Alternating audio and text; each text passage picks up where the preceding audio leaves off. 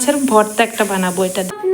মানুষ খাবারের যোগ্য নাকি, কে এমন খাবার খায়, কেনই বা খায়? তো এগুলা কি তোমরা খাও? অবশ্যই জানিও।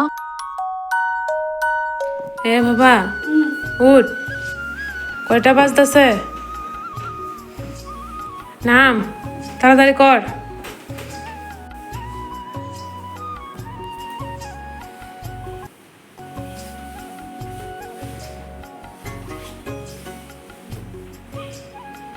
তাড়াতাড়ি করো। বোনের ঘরের ফ্যানটা একটু বন্ধ করে দিয়ে আসো বাবা। যা। Good morning. রাধে রাধে বন্ধুরা, গুড মর্নিং। কেমন আছো তোমরা সবাই? আশা করি যে যেখানে আছো ভালো আছো, সুস্থ আছো। আমরাও ভীষণ ভালো আছি। আর ভালো না থাকলেও এখন চলবে না, কারণ ছেলের এক্সাম, ভালো তো থাকতেই হবে। তো দেখো সকাল সকাল ঘুম থেকে উঠে গেলাম, উঠে ছেলেকেও উঠালাম, ওকে বললাম পরাত বসতে মুখ ধুয়ে। আর এদিকে আমি চুলটা আঁচড়ে নিচ্ছি। আসলে সকালবেলা ঘুম থেকে উঠলে চুলটা যদি ঠিক না করি না, পাগলের মতন হয়ে থাকে। আমার চুলটা যেহেতু কোঁকড়ানো চুল, তো না আঁচড়ালে একদম বাজে হয়ে থাকে। তার জন্য মাথাটা আগে আঁচড়িয়ে নিলাম, তারপরে ধরলাম কাজে। নিজে ফিটফাট হয়ে এখন ধরলাম ঘরের কাজে। তো ঘরের মধ্যে প্রথম কাজ হলো আমার বিছানা গুছানো। এটা গুছানো হলে যেমন মনে হয় যে অর্ধেকটা কাজ হয়ে গেছে। তো সকাল সকাল আগে বিছানাটা গুছিয়ে তারপরেই ধরবো রান্নাঘরের কাজে। আর আজকে ছেলেটার এক্সাম নেই, তার জন্য বেশি একটা তাড়াহুড়া নেই, আস্তে আস্তে করে কাজগুলি করতে পারবো। তো ভাবলাম যে আগে বিছানাটা গুছাই, তারপরে রান্নাঘরের কাজে ধরি। আর ছেলেটার যদি এক্সাম থাকে তাহলে কিন্তু আগে রান্নাঘরের কাজে ধরতে হয়। কয়েকটা দিন ধরে প্রতিদিন ব্লগ শেয়ার করতে পারছি না তোমাদের সাথে, তার কারণ হলো বললাম না ছেলের এক্সাম, তার জন্য একদমই সময় দিতে পারছি না। তবে চেষ্টা করব এবার থেকে প্রতিদিন ব্লগ দেওয়ার, ছোট্ট ছোট্ট ব্লগ শেয়ার করব। কেমন লাগে তোমাদের কাছে অবশ্যই জানিও, আর ভালো লাগলে চ্যানেলটাকে সাবস্ক্রাইব করে পাশে থেকো। তো এখানে দেখো বেডরুমের বেড গুছিয়ে এখন চলে আসলাম রান্নাঘরে। রান্নাঘরে এসে ছেলের জন্য টিফিন বানিয়ে নিচ্ছি। আর হ্যাঁ, আমার ছেলে কিন্তু এই টিফিনটা খেতে একদম পছন্দ করে না, শুধু আমি জোর করে ওকে খাওয়াই। কারণ প্রত্যেক দিন সকালে ম্যাগি বলো, রুটি বলো, এগুলো বানানো সম্ভব হয়ে ওঠে না। তার জন্য মাঝে মধ্যে এভাবে দুধ দিয়ে, কলা দিয়ে, মুড়ি দিয়ে দিই। তবে ওর কিন্তু একদমই পছন্দ নয়, তারপরও দিই। তো এখানে ছেলেকে টিফিন দিয়ে দিলাম, আর মেয়েটাকে সবার আগে খাইয়ে নিয়েছি। এখন নিজে একটু চা করে নিলাম। সকাল সকাল চা না খেলে তো এনার্জি পাবোই না। সকালে দুধ চা খাওয়াটা অনেকটা খারাপ, তারপরও এই যে আমার অভ্যাস হয়ে গেছে। আর খারাপ অভ্যাস একবার হলে দেখবে আর যেতে চায় না। ভাত হয়ে গেছে, এই যে এখানে বসালাম ডাল। ডাল সিদ্ধ হয়ে গেছে। আর আজকে একটা স্পেশাল রান্না করব, যেটা আমার প্রিয়। এই যে বাঁধাকপি সিদ্ধ, অনেক দিন ধরে খাবো খাবো ভাবছিলাম, তবে আর খাওয়া হচ্ছে না। আজকে বানাবো বাঁধাকপি সিদ্ধ, আমার খুব প্রিয়। আর সাথে থাকবে এই যে শুকনা মাছের ভর্তা একটা বানাবো এটা দিয়ে, কারণ ভর্তাটা না হলে আবার জমবে না খাবারটা। তো চলো, 9টা বেজে গেছে, বকবক না করে তাড়াতাড়ি করে রান্নাটা বসাই। আর এই খাবারটা কিন্তু গরম গরম খেতেই বেশি ভালো লাগে। তোমরা হয়তো খাবারগুলি দেখে বলছো মানুষ খাবারের যোগ্য নাকি, কে এমন খাবার খায়, কেনই বা খায়? আসলে আমি খাই, আমার খুব প্রিয় বলতে পারো, এতটা প্রিয় অনেক দিন পর আজকে বানাচ্ছি। তো এই খাবারগুলো কিন্তু আমার বাবার বাড়িতেও খায়, বাবার বাড়িতেই শিখেছি, আমার বাবু রান্না করতো।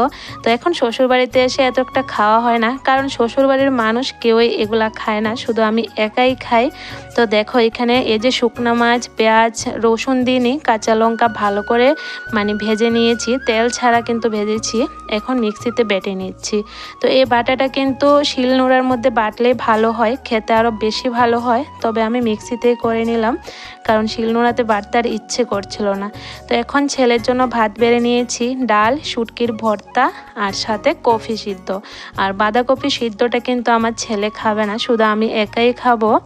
ও ডাল আর ভর্তা দিয়ে কিন্তু গরম গরম ভাত খেয়ে নেবে। গরম গরম ভাত, ডাল আর শুটকির ভর্তা, দারুণ, একদম জমে যাবে। এ বাবা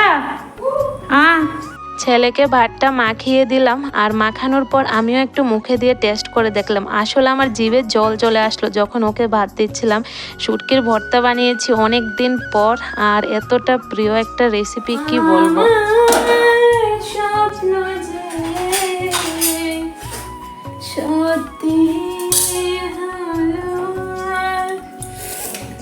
সিদ্ধ রেডি, গরম গরম বাঁধাকপি সিদ্ধ। বাবা খাবি একটু? ঠিক খাইতি না, খায়া তো দেখ কত টেস্ট। গরম গরম ঝোল একটু নি, সাথে থাকবে শুটকির ভর্তা। ইয়েস। ও হুম, না না, গরম গরম সিদ্ধ বাঁধাকপি সিদ্ধ আর শুটকির ভর্তা, বাস চলো খাওয়া হোক সকালের খাবার। আরে এন একটু দেখে লাগিয়ে গেছে রে, এটা কেমন আপনি কি গরম।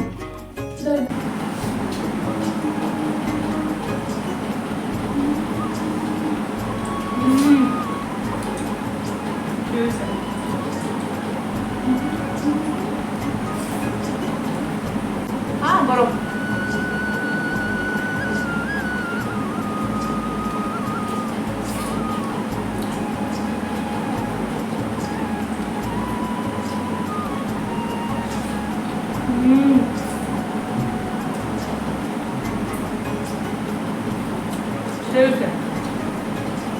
আমার এই খাবারটা দেখে তোমরা হয়তো অনেকে ভাবতে পারো যে কিভাবে খাচ্ছি। তো অনেকে কথা বলে, আমার শ্বশুরবাড়ির লোকও কিন্তু আমাকে বলেন যে কিভাবে যে খাও ভগবান জানে। সত্যি বলছি বন্ধুরা, এতটা ভালো লাগে মুখে। ওই দিন যেদিন আমি এই সিদ্ধ খাবারটা বানিয়েছি, ওই দিন জানো তো আমার পেটটা ভরে তৃপ্তি করে ভাত খেয়েছি, এত ভালো লেগেছে। দেখতে হয়তো খাবারটা একটু অন্যরকম, তবে খেতে দারুণ টেস্টি লাগে। আসলে ছোট থেকে আদিবাসীদের সাথে বড় হয়েছি। আমার বাবার বাড়ির চারদিকে কিন্তু আদিবাসী আছে, বাঙালিও আছে, তারপরে আদিবাসীরা কিন্তু বেশি ছিল। তো ওদের সাথে থাকতে থাকতে এই খাবারগুলি শিখে গেছি। এখন খুব প্রিয় একটা খাবার হয়ে গেছে, আর ভুলতে পারি না। যদিও বিয়ের পরে অনেকটা কম খাই, বানাই না, যেহেতু সবাই খায় না তার জন্য বেশি একটা বানাই না। তবে মাঝে মধ্যে খাই, কারণ খুব প্রিয় যেহেতু মাঝে মধ্যে ইচ্ছে করে যে বানিয়ে খাই। বাবার বাড়িতে যখন যাই জানো তো, বাবাকে বলি যে একদম টাটকা টাটকা সবজি মানে শাক আনবে, সিদ্ধ খাবার খাবো।